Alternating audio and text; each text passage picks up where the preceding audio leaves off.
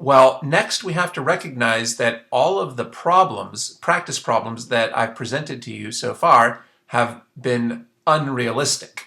This is an unrealistic problem because it tells you that the mechanism will be SN2.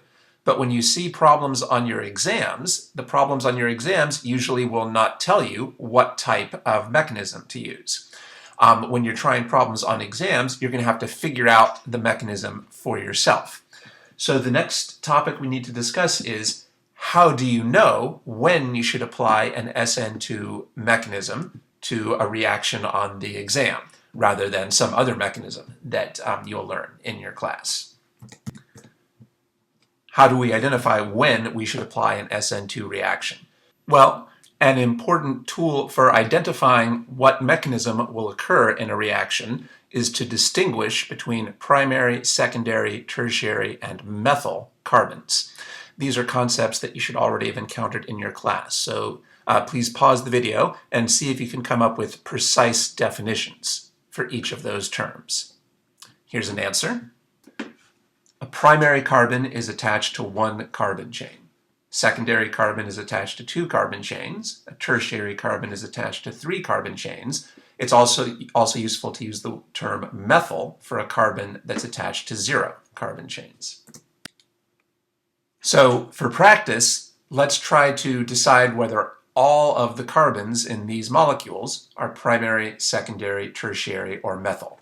Pause the video and try to determine whether each of these carbons in this molecule is primary, secondary, tertiary, or methyl. Well, this carbon, maybe it'll help to number the carbons so we can refer to them more clearly. Carbon 1 is attached to 1 carbon chain here. So carbon 1 would be primary. Carbon 2 is attached to 2 carbon chains, a carbon on the left and a carbon on the right. So carbon 2 would be secondary.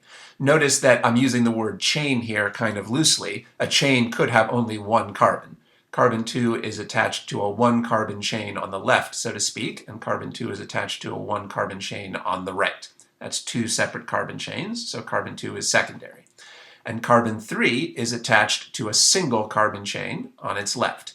So carbon 3 is primary because it's attached to a single carbon chain on its left. Notice that carbon 3 would be the alpha carbon here. So we would say that the alpha carbon in this molecule is primary. Notice that we can apply the terms primary, secondary, and tertiary to any of the carbons, not only to the alpha carbon, even though it's the alpha carbon that we're especially interested in. All right, pause the video and try to carry out the same exercise for this molecule. Again, I'll number the carbons to make it easier for us to refer to them specifically. Carbon 4 is attached to 1 carbon chain, so carbon 4 is primary. Carbon 5 is attached to 2 carbon chains, carbon 4 on the left and carbon 6 on the right, so carbon 5 is secondary.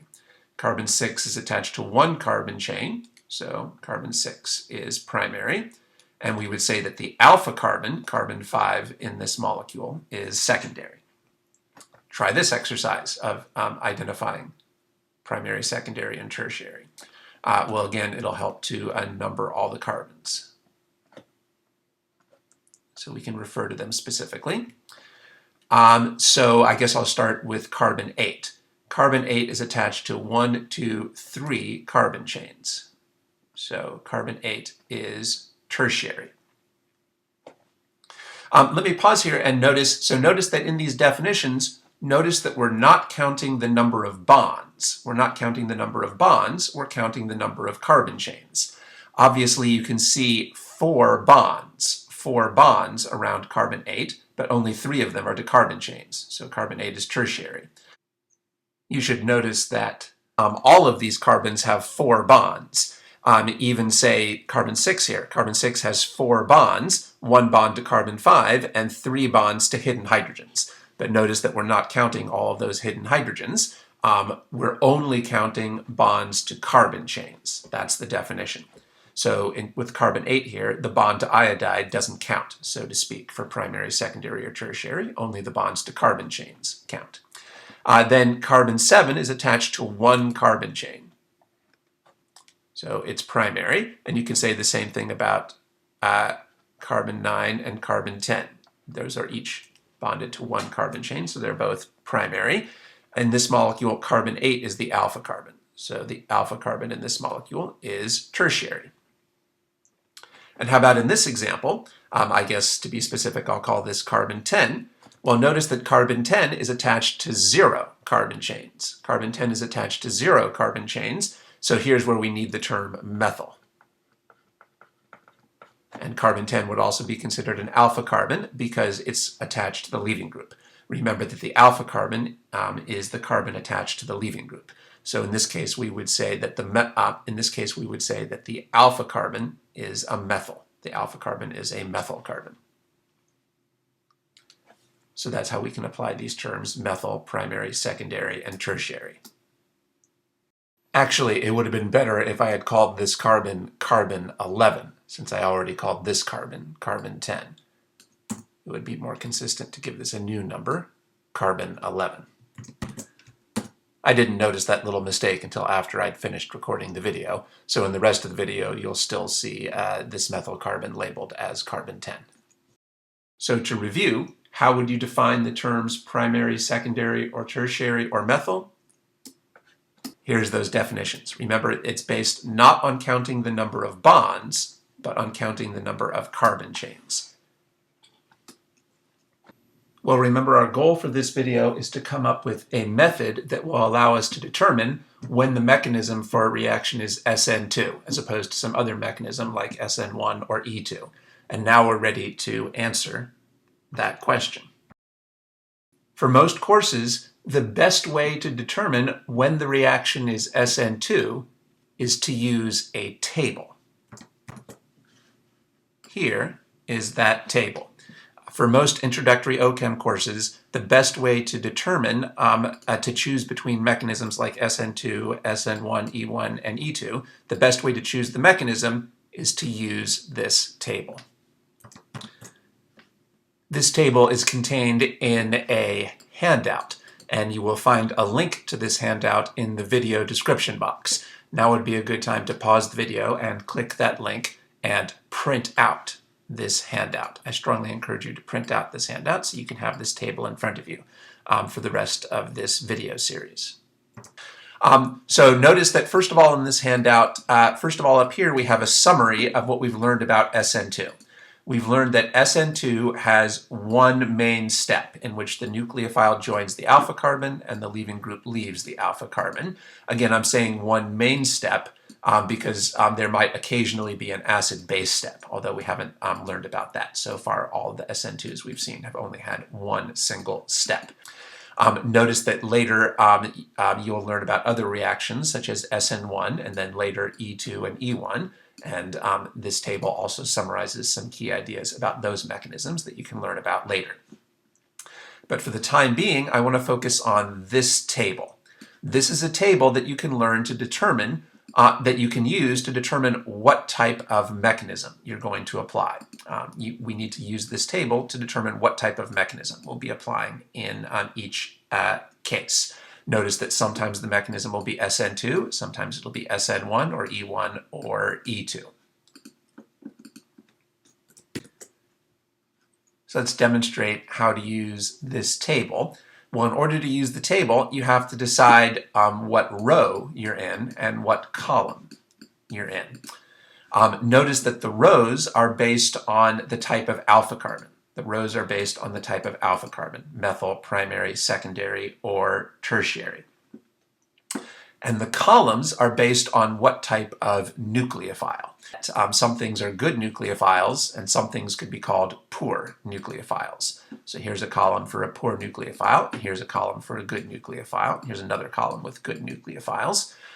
The columns also indicate the type of base in the columns, although that's not a topic that we've focused on specifically together so far in this video series.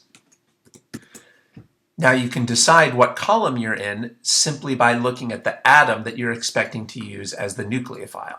If you're expecting to use a neutral oxygen as the nucleophile, you'd be in this poor nucleophile column.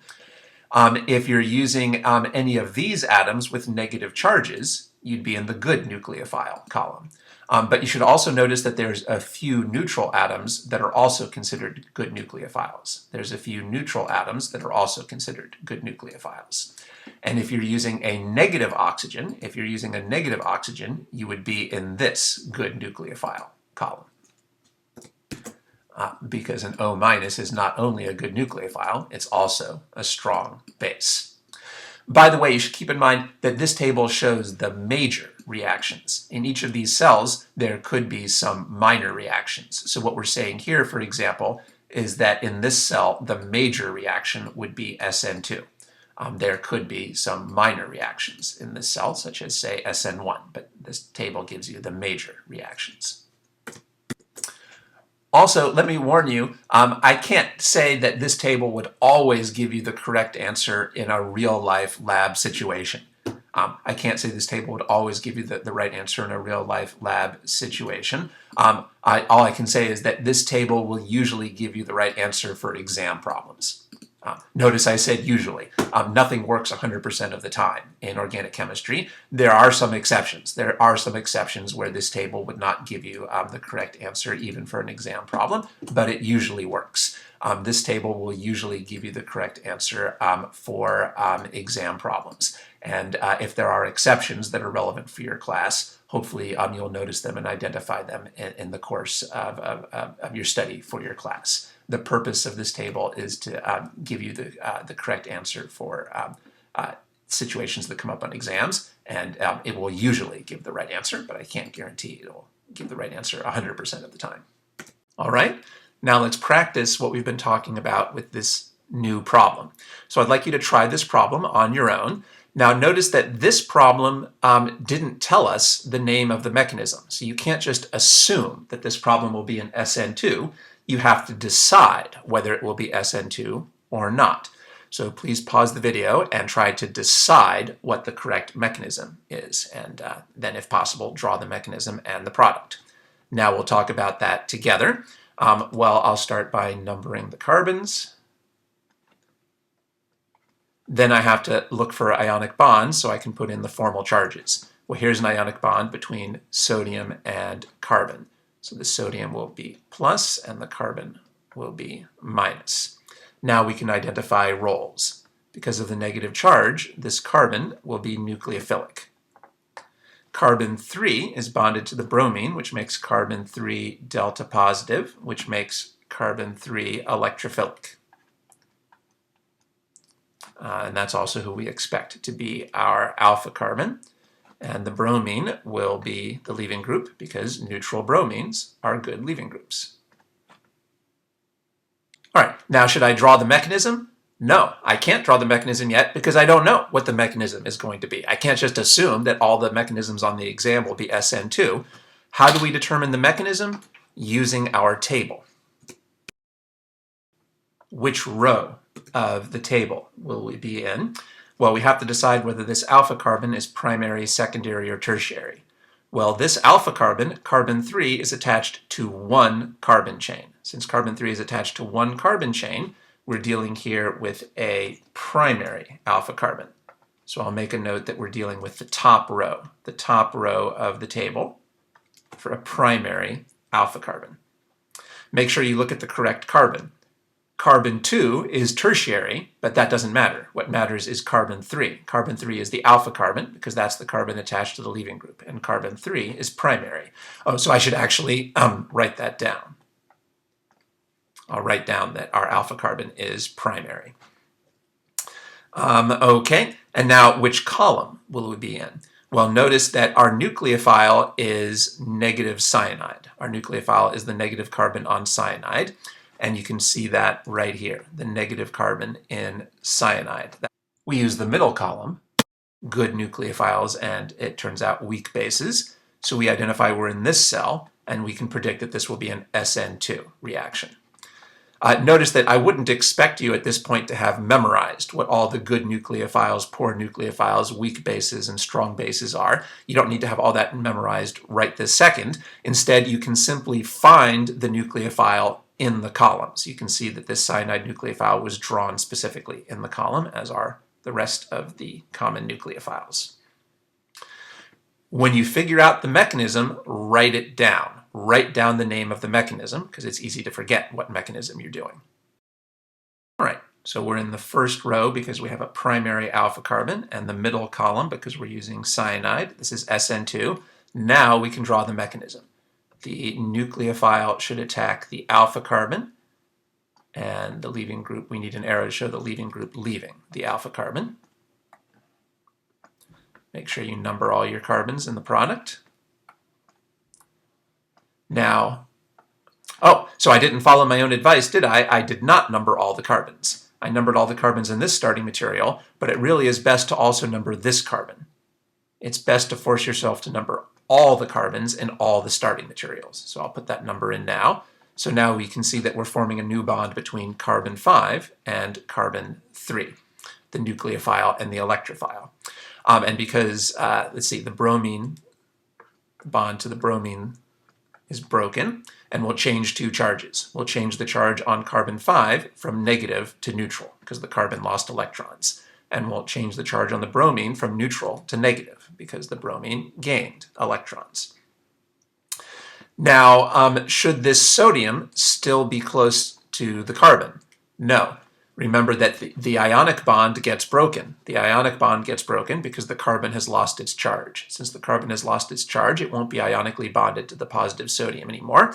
The best way to handle the sodium is just don't draw the sodium at all. The sodium is just a spectator ion. Remember that positive metals usually don't participate in the reaction. A positive metal usually doesn't participate in the reaction. We've already taken that for granted here.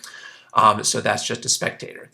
So notice you should not use a positive metal as an electrophile. You should not use a positive metal as an electrophile. Positive metals are spectators that usually don't participate. So I won't draw the sodium on the right-hand side. What about the nitrogen? Should the nitrogen still be drawn next to the carbon? Absolutely, because the carbon and the nitrogen were covalently bonded.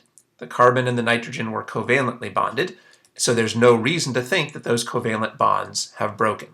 We knew the carbon and the nitrogen were covalently bonded because they're both nonmetals.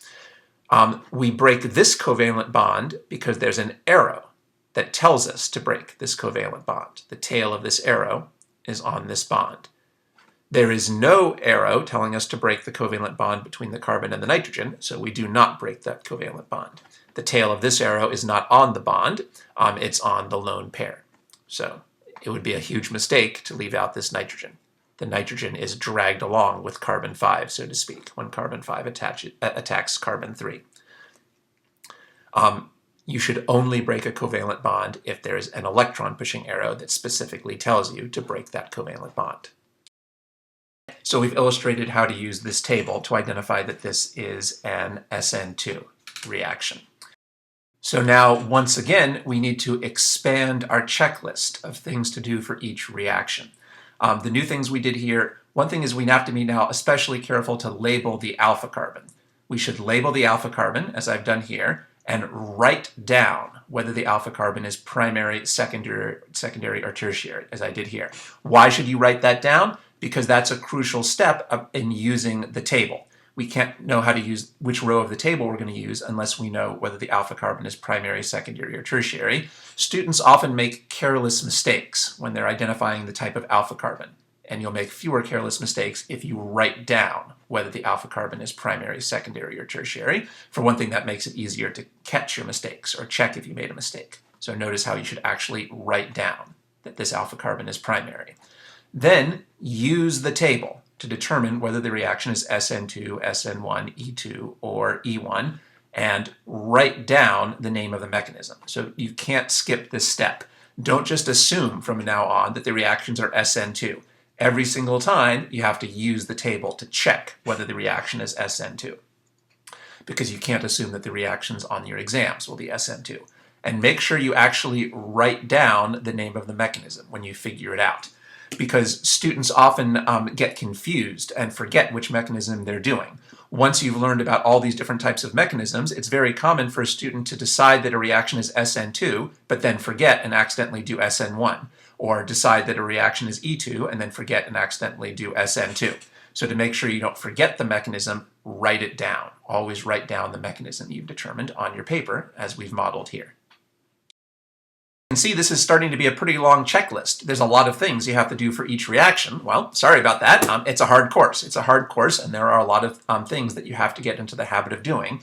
If you really make a habit of carrying out each of these steps, they won't take you that long. Once you make these into a habit, they won't take you that long, and they'll actually let you get through the problems more efficiently and with far fewer mistakes. So as a beginning Ochem student, try to build the habit of going through this checklist for each reaction. Here's our next problem. Please pause the video and try this problem. I hope you tried that. Now let's go through that together. I'll start by numbering all the carbons.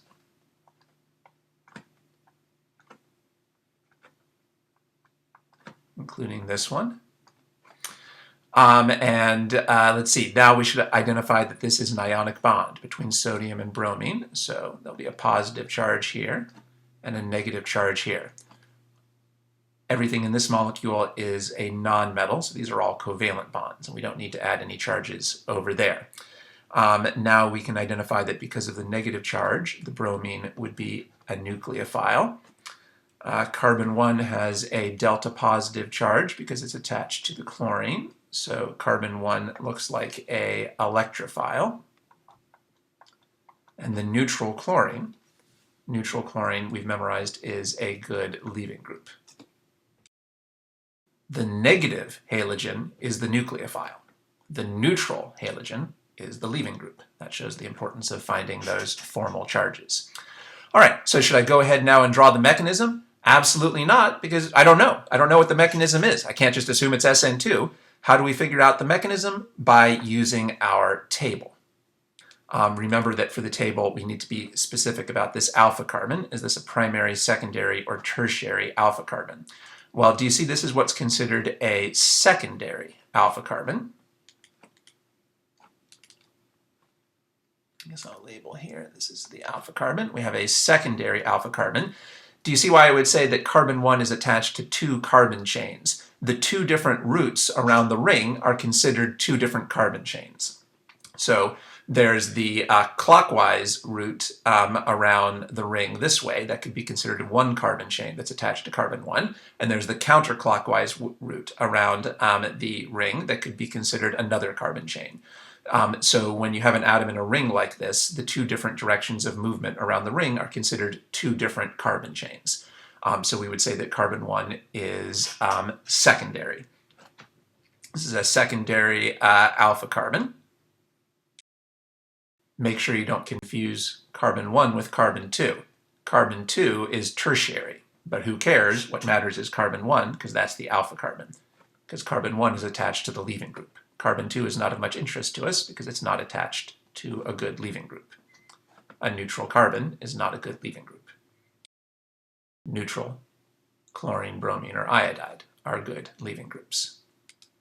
So which row of this table are we using? We're using the middle row because we have a secondary alpha carbon.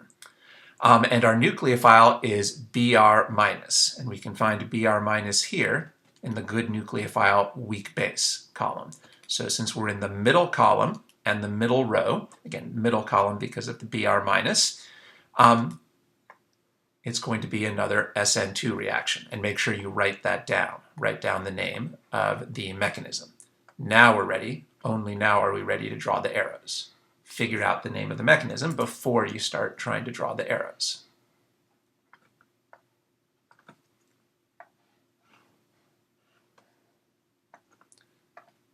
Remember to number all the carbons in the product.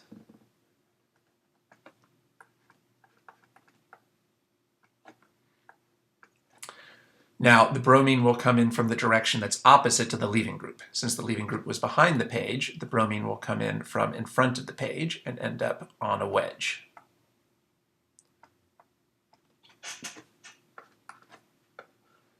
We should change two charges. Bromine changes from negative to neutral, and the chloride changes from neutral to negative. The sodium is a spectator ion, so the simplest thing is just don't draw the sodium at all in the products.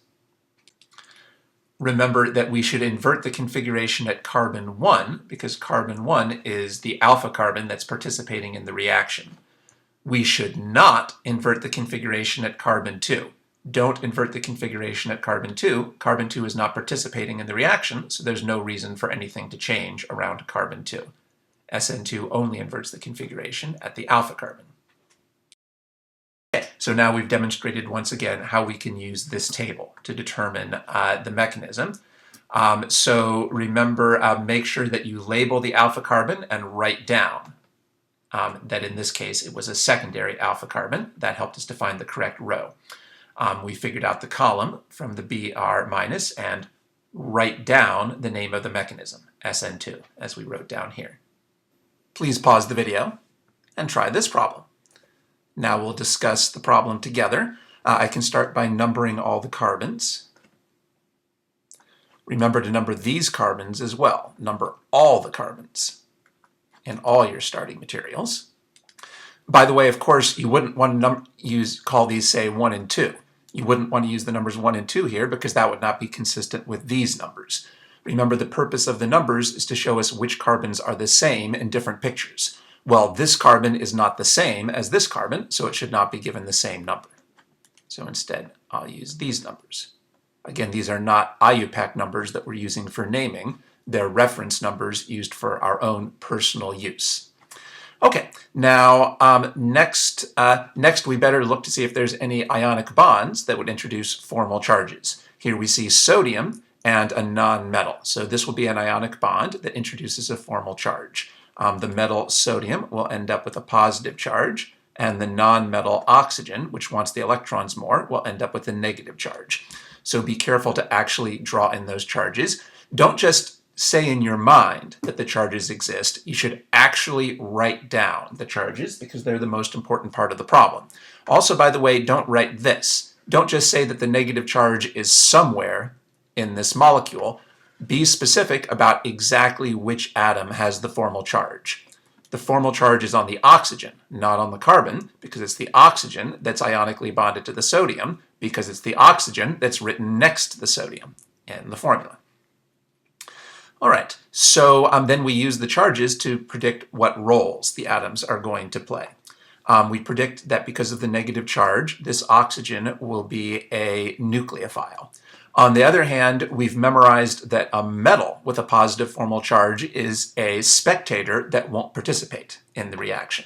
Because of the bond to the iodide, we could say that carbon 3 here has a delta positive, and we could say that that's going to make carbon 3 electrophilic. We can say carbon 3 is our alpha carbon because it's bonded to the leaving group.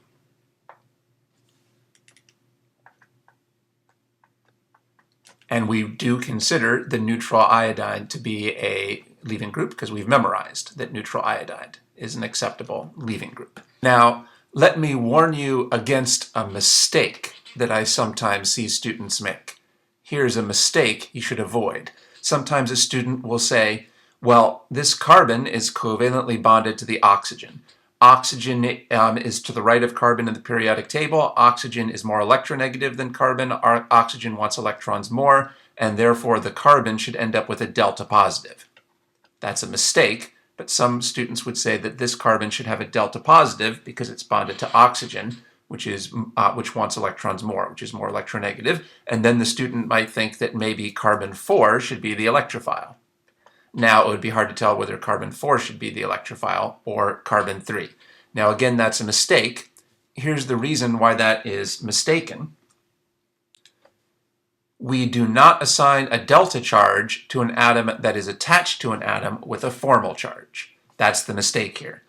This carbon is attached to an oxygen that has a formal charge. Therefore, we should not assign a delta charge to this carbon. We should not assign the delta charge to this carbon because it's attached to an atom with a formal charge. Here's the reason for that. Even though we say that the negative charge is on this oxygen, we say the negative formal charge is on this oxygen, in reality, the negative charge will also spill over a bit, so to speak, to this carbon. This carbon will be slightly more negative than usual, because it's so close to this negative charge. This negative charge really will spill out to the carbon. So it certainly would be wrong to say that the carbon is partially positive. It would be wrong to say that the carbon is partially positive because the carbon is so close to this negative charge, the carbon will actually become a little bit negative, not a little bit positive. Well, the upshot is that it's not really useful to assign a delta charge to an atom that's attached to an atom with a formal charge. We certainly wouldn't say that the carbon is delta positive. If anything, this carbon is slightly negative because it's close to this negative charge, not slightly positive. So there's no reason to think that this carbon is electrophilic. All right, so remember that the formal charge system should be thought of as a separate system from the delta charge system. We're not going to assign a delta charge right next to an atom with a formal charge. So this is a useful rule that students oftentimes are not familiar with. Do not assign a delta charge to an atom that's attached to an atom with a formal charge. So, there's no question carbon 4 is not going to be the electrophile on this problem. Instead, carbon 3 will be the electrophile. All right, now remember, don't just start drawing an SN2 mechanism here because we don't know whether this mechanism is SN2 yet. We have to get in the habit of using our table. We must use the table to decide what mechanism we're going to do here. Now, in order to know which row of the periodic table we're using, we have to look at our alpha carbon and say this is a primary alpha carbon. Or maybe I'll just write that over here. We have a primary alpha carbon because carbon 3 is bonded to only one other carbon. We don't count this because this is not a bond to a carbon. Carbon 3 is bonded to one other carbon, which makes it a primary alpha carbon. So we expect that we're in the first row, the top row for a primary alpha carbon. And who's going to be our nucleophilic atom? The negative oxygen. And we can find negative oxygen here in the right-hand column. Right-hand column and top row, negative oxygen. So we expect that this reaction will be SN2. Now, be careful. So notice, notice that I don't expect you to have memorized yet who the good nucleophiles and strong bases, weak bases, and poor nucleophiles are. All you have to do to use the table is just look for the O-. We can find the O- and see that we're in the right-hand column. Notice how crucial it is to think about the charge, because there's another column for neutral oxygen. Are we in this column or are we in this column? So be careful. Neutral oxygens are in the left-hand column. Negative oxygens are in the right-hand column. This shows why it was so important to understand this ionic bond. If you don't understand that this is an ionic bond, you'll think that this is a neutral oxygen, and you might predict no reaction, which would be a mistake. That would be wrong. So we need to use the ionic bond to identify the formal charges, and that tells us which column we're in. What is the most important tool in organic chemistry? Formal charges, and this is a great illustration of that. There's a huge difference between neutral oxygens and negative oxygens, and you can see that from our table. You can see the reactions for the negative oxygen column are completely different from the reactions for the neutral oxygen column. Okay, by the way, notice that there is an exception in this row. There's one type of nucleophile that would give us a E2 reaction with a primary alpha carbon, tert-butyl oxide. Here's what tert-butyl oxide looks like. Here are two different pictures of tert-butyl oxide. This molecule is tert-butyl oxide, and this is a different way to draw the same molecule, tert-butyl oxide. This is the bond line notation for tert-butyl oxide and the condensed notation for tert-butyl oxide. By the way, it's called butyl because butyl means 4 carbons, and you can see that the molecule does have 1, 2, 3, 4 carbons. 1, 2, 3, 4 carbons. And it's called tert because the carbon attached to the oxygen is tertiary. This carbon is tertiary. This carbon is tertiary. Tert-butyl oxide. All right, it's a good idea to memorize the structure of tert-butyl oxide because it plays an important role in organic chemistry, and it will help you to see when this exception comes into play. So it should be clear that we're not going to apply the exception for this problem. Clearly, this molecule is not tert-butyl oxide, so we won't apply this exception. We'll just say this is an SN2 reaction. But like I said, you might want to pause the video now and memorize the structure of tert-butyl oxide. So what do we do now? Well, make sure that you actually wrote down the name of the mechanism. Always write down the name of the mechanism for these problems. Now we can draw our arrows away from the nucleophile that's donating electrons to the alpha carbon, and then another arrow to show the leaving group leaving. Now we can draw our product. Now this arrow tells us to form a bond. This arrow tells us to form a bond between which two atoms? Between carbon 3 and the oxygen. Notice how I'm putting in the numbers right away. And here's the new bond between carbon 3 and the oxygen. We're not forming a bond between carbon 3 and carbon 4, say, because the arrow doesn't start on carbon 4, the arrow starts on the oxygen. Be specific about exactly which atoms are forming the bonds. Also, because this is the first arrow, the oxygen will change its charge from negative to neutral. Now, should I still draw the sodium close to this oxygen? Well, no, the oxygen has lost its charge, so it will no longer have an ionic bond with the sodium. The best thing to do is just don't draw the sodium at all in the products because it's just an uninteresting spectator. Should we still draw carbons 4 and 5 attached to the oxygen? Yes, because carbon 4 is attached to the oxygen by a covalent bond. All of these atoms are nonmetals, so we can assume they're covalently bonded. Well, remember that we would never break a covalent bond unless there was an arrow telling us to break it. There's no arrows telling us to break the covalent bonds, so we don't break them. Keep putting in your numbers. Notice how differently we treated the ionic bond to the sodium versus the covalent bond to carbon 4. We break the ionic bond as soon as the oxygen loses its formal charge, but we do not break the covalent bond because there's no arrow telling us to break the covalent bond. This arrow tail is not on the bond between the oxygen and carbon 4. Instead, the arrow tail is on the lone pair. Since there's no arrow tail on the bond, we know that we don't break that covalent bond.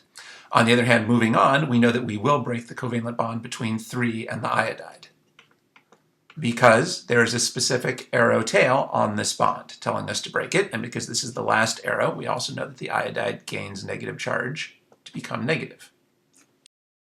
Okay, so a common mistake that students make the first time they see a problem like this is to draw something like this as the answer. Many students think that something like this is the answer. They don't understand why we're not bringing the sodium along, but we are bringing carbons 4 and 5 along. So sometimes they just don't bring any of the atoms along. So make sure you don't. This would be a bad mistake. Carbons 4 and 5 should still be bonded to the oxygen because carbon 4 was bonded by a covalent bond, and there's no arrow telling us to break that covalent bond. Only break the covalent bonds if an arrow tells you to break a covalent bond. All right, so we got some more practice now with using this table for predicting the mechanism.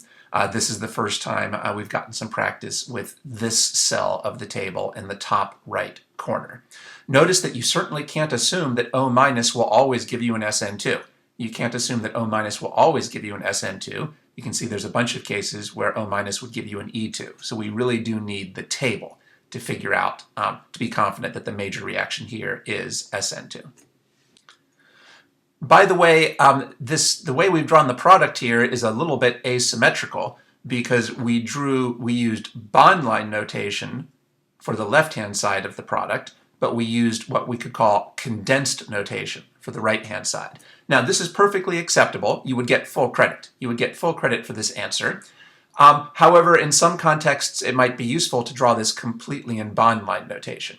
So I suggest that you pause the video and see if you can draw this completely in bond line notation. Now, the key to doing that correctly is numbering. 1, 2, 3. Oxygen. Who is the oxygen connected to? 4. Who is carbon 4 connected to? 5. And that's the end. You can see that in a way bond line notation is better because it's not cluttered up by these uninteresting hydrogens. We're not cluttering this up with the uninteresting hydrogens, just like we're not cluttering up the left-hand side by drawing all the uninteresting hydrogens that exist over here. So in some respects, this might be considered a more elegant answer. If you do shift from condensed to bond line notation, it's very important to use numbers to make sure that you're putting in the correct number of carbons. For example, if you had drawn this, this would be wrong because this has the wrong number of carbons. By using the numbers, we get the right numbers of carbons. All right, so again, this answer is perfectly acceptable. This is a full credit answer. And this answer is also a full credit answer. You can use whichever answer you feel more comfortable with for this problem. But in general, it is an important skill to know how to go from condensed notation to bond line notation. And the key to doing that correctly is using numbers in all your pictures. One more thing while we're at it, should I put a number here? Should I call this maybe 6 or this maybe 7?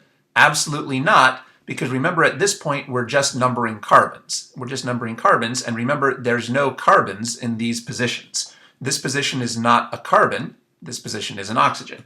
This position is not a carbon. It's just an oxygen. We put numbers here because these positions represented carbons in the bond line notation.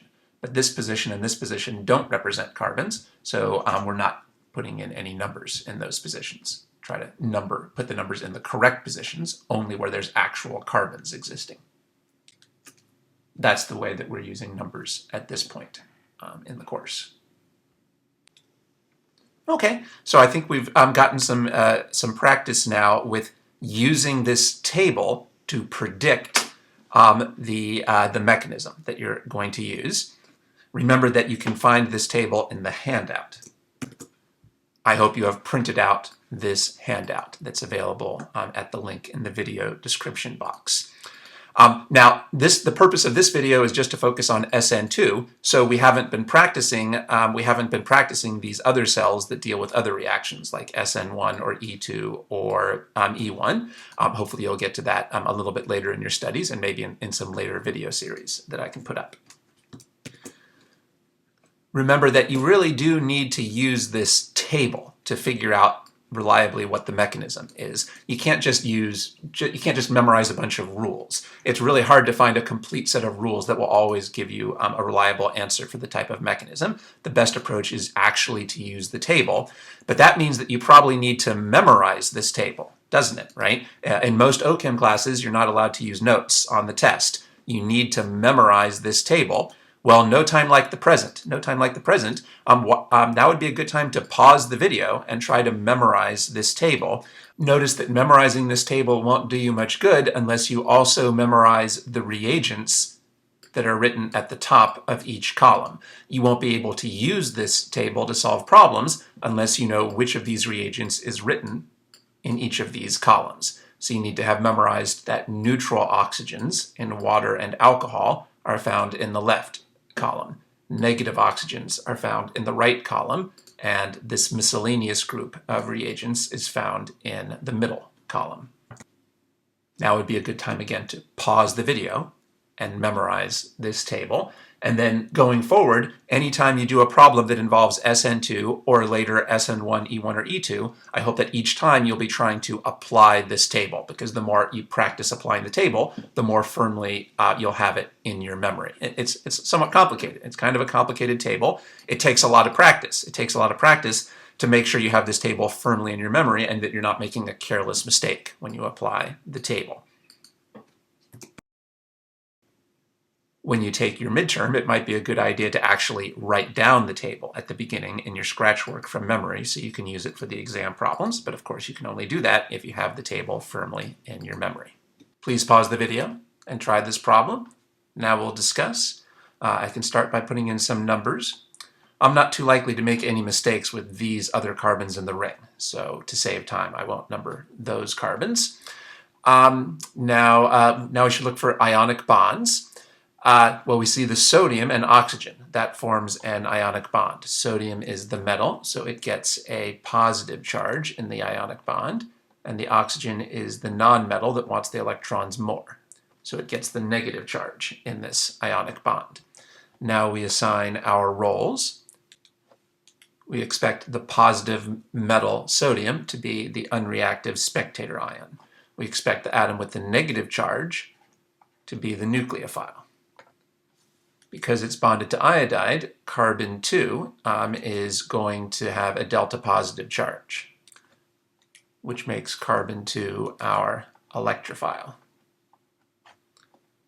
We've memorized that neutral iodide is a good leaving group. Because it's attached to the leaving group, carbon 2 is our alpha carbon. To identify the mechanism, we have to decide whether this alpha carbon is primary, secondary, or tertiary. We have a primary alpha carbon because carbon 2 is bonded to one other carbon chain. Remember to write that down. We have a primary alpha carbon, which puts us in the top row of the table. Our nucleophilic atom is the O-, and O- puts us in the right-hand column. Notice we're not in the left-hand column.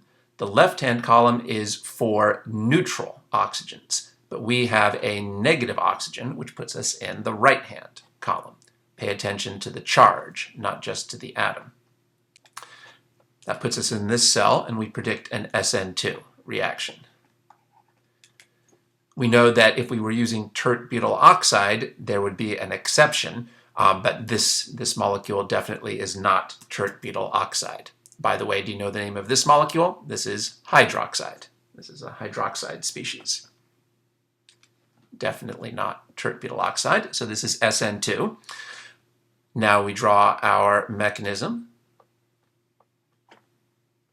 The arrow goes from the nucleophile to the alpha carbon. And then we also have an arrow to show the leaving group leaving. Now we can draw our products. I'm still careful to number carbons 1 and 2. This arrow tells us to form a bond between carbon 2 and this oxygen. And the oxygen is also losing electrons to become neutral. Since the oxygen is now neutral, it's no longer ionically bonded to the sodium. I won't bother drawing the sodium here. Is the oxygen still bonded to the hydrogen? Yes, because the OH bond is covalent. Remember that hydrogen is a nonmetal similar to carbon in electronegativity. So between the oxygen nonmetal and hydrogen nonmetal, we would expect a covalent bond. Well, we would only break a covalent bond if there was an arrow telling us to break it. There's no arrow telling us to break the covalent bond between the oxygen and the hydrogen, so it would be a huge mistake to leave off the hydrogen. We have to include the hydrogen here. It's still covalently bonded to the oxygen.